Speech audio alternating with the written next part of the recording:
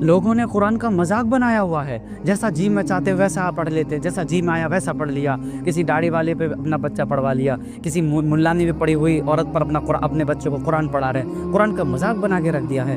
قرآن ایسے ہی تھا جیسے تم لوگ پڑھتے ہو؟ بتاؤ، اعوذ باللہ من الشیطان الرجیم بسم اللہ الرحمن الرحیم، یہ قرآن کا پڑھنے کا انداز ہے ان لوگوں کا۔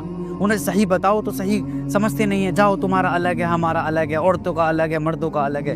ڈفرینس پیدا کر دیا قرآن کے معاملے میں لوگوں نے، عورتوں نے، خواتینوں نے۔ عورتوں پہ قرآن پڑھ رہی ہیں بچیاں، اور بالکل بے ہدا قرآن پڑھ رہی ہیں، بالکل بے ہدا۔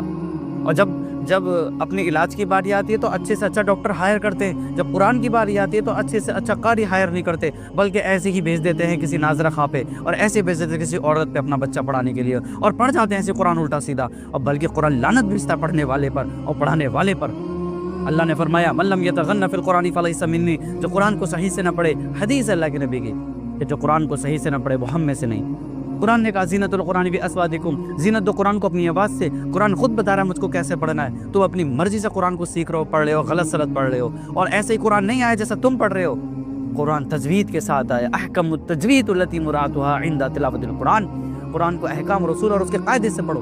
کہا گیا قاعدہ، کہا گیا اصول، بس جی میں آیا پڑھ لیا، جی میں آیا۔ ایک لڑکا پڑھ رہا ہے ایاک نعبد و ایاک نستعین کو پڑھتا ہے، یہاں کا نعبد وہاں کا نستعین۔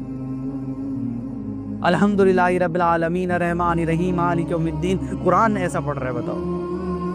اور اسکول کی تعلیم کے لیے کروڑوں روپے خرچ کر رہے ہیں، اور قرآن کو سیکھنے کے لیے 1 روپیہ خرچ کرنے کو تیار نہیں ہے، گلی کوچوں میں، قصبے میں، محلے میں اپنے بچوں کو بھیج دیتے ہیں۔